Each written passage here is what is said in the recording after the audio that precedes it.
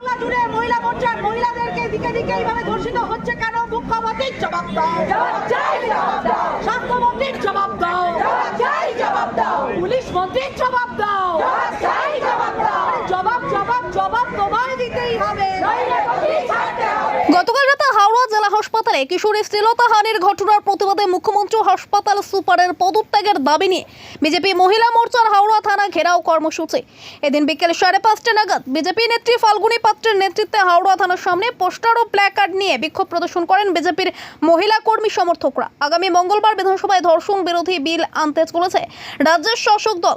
আজ এই বিলকে কটাক্ষ করে বিজেপির সর্বভারতীয় সহ সভাপতি দিলীপ ঘোষ বলেন, ড্রামাবাজি বন্ধ করুন। হাওড়া হাসপাতালের সিটি স্ক্যান বিভাগে শনিবার রাতে 13 বছরের নাবালিকাকে যৌন হেনস্থার অভিযোগে উত্তাল হয়ে ওঠে হাসপাতাল চত্বর। সকাল থেকেই হাসপাতালে গিয়ে দফায় দফায় বিক্ষোভ দেখায় সিপিএম ও বিজেপি। হাসপাতাল সুপারের চেম্বার ঘেরাও করেও চলে বিক্ষোভ। পরে বিকেলে হাওড়া থানা ঘেরাওয়ের কর্মসূচি নিয়েছিল বিজেপি। নবান্ন অভিযানে পুলিশের হাতে গ্রেপ্তার হওয়া বিক্ষোভকারীদের দেখতে হাওড়া থানায় এসেছিলেন বিজেপির সর্বভারতীয় সহ সভাপতি দিলীপ ঘোষ। হাওড়া হাসপাতালের ঘটনা নিয়ে সরব হন তিনি। দিলীপ ঘোষ বলেন, গত 14 বছর ধরে একজনই সুপারের পদে বসে রয়েছেন। এটা কিভাবে সম্ভব? নাবালিকাকে সিটি স্ক্যান করতে ভেতরে নিয়ে যাওয়া হলো, অথচ সেখানে কোনো মহিলা কর্মী ছিলেন না। 3-4টে ঘটনা ঘটেছে একদিন। যত দিন যাচ্ছে যেটা কম্পিটিশন লেগেছে। এখানে 13 বছরের মেয়েটির উপরে শ্লীলতাহানি হয়েছে। নিউ টাউনে এক ব্যবসায়ীকে হত্যা করা হয়েছে গুলি মেরে। সেখানেই মাধ্যমে বর্ডারে 7 বছরের মেয়ের উপরে আর রেপ হয়েছে। এই যে ঘটনা ঘটে চলেছে, তার সঙ্গে সঙ্গে এই থানাতে ছাত্র আন্দোলনের 9 জনকে অ্যারেস্ট করে রাখা হয়েছে। তাদের খোঁজ খবর নিতে এসেছিলাম আমি। কালকে কোর্টে অ্যাপিয়ার করা হবে।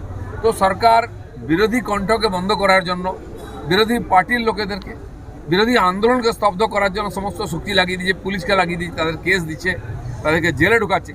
অথচ যারা খুলেআম মহিলাদের উপর অত্যাচার করছে, মেয়েদের উপর অত্যাচার করছে, তাদের ভালো করে টেস্টও করা হচ্ছে না। পুলিশ তাদের মধ্যে কেসও করতে পারছে না, অ্যারেস্টও করতে পারছে না, আটকাতেও পারছে না। এই 13 বছরের মেয়েটিকে হসপিটাল নিয়ে আসা হয়েছে। এখানে হাওড়া হসপিটালে 11 বছর ধরে 12 বছর ধরে এই সুপার এখানে রয়েছেন। কেন রয়েছেন? আর তার জানা সত্ত্বেও সেই মেয়েটিকে যখন মেডিকেল টেস্ট করা হচ্ছে, একজন যুবক করছে, সে টেম্পোরারি এমপ্লয়ি, তার বাড়ির কেউ রাখা হয়নি, তার মাকেও বার করে দেওয়া হয়েছে। কোনো সাক্ষী নেই এখানে। বারবার এটা হচ্ছে। আরজি করের মামলা, সেই মহিলা যে ডাক্তারের বডি যখন টেস্ট হয় পোস্টমর্টেম, সেখানে তার বাড়ির কাউকে রাখা হয়নি। একজন টিএমসির নেতা ছিল। যত ধরনের বেআইনি কাজ করে মহিলাদেরকে উৎপীড়ন করার চেষ্টা হচ্ছে, তার জন্য বারবার রাস্তায় নামতে হচ্ছে।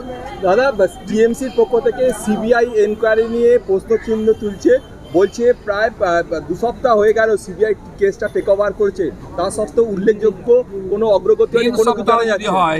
তো তাদের কি যায় আছে? যারা 13 বছরে একটা লোকের ফাঁসি দিতে পারেন, 48,000 অপরাধ হয়েছে, তারা কোন মুখে বলছে 2 সপ্তাহ 3 সপ্তাহ? কোথাও লেখা আছে 2 সপ্তাহে করতে হবে? 4 দিনে ওরা কি করেছেন? সমস্ত এভিডেন্স নষ্ট করেছেন, এটা এফআইআর করতে পারেনি।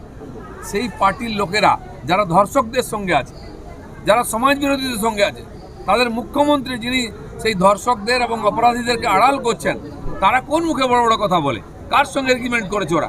আজকে নাটক করছে, ফাঁসির আর কি আইন করবে? কে অধিকার দিয়েছে ওদেরকে আইন করা? মঙ্গলবার কালকে ওদের বিধানসভায় আইন আনবে, কি বলবে? সব ড্রামা বন্ধ করুন মমতা ব্যানার্জি। কোনো নারীর কোথাও নিরাপত্তা নেই। এই পশ্চিমবঙ্গ ব্যাপী সারা পশ্চিমবঙ্গ এবং সারা হসপিটালগুলোতে এই ধরনের ঘুঘুর বাসা। দীর্ঘদিন ধরে এখানে সুপার রয়েছে, সুপারের ট্রান্সফার হয়নি। কিসের জন্য? মদ্যপ অবস্থায় যারা এখানে কর্মরত রয়েছে, রাত্রিবেলা তারা অবাধ বিচরণ করেন। সেই ব্যাপারে এইখানকার সুপার কি ব্যবস্থা নিয়েছেন? একটা যেখানে সে সিটি স্ক্যান করাতে গেছিল, সেখানে কোনো মহিলা নার্স নেই কেন? এবং বা তার বাড়ির লোককে সেখানে ঢুকতে দেওয়া হলো না কেন?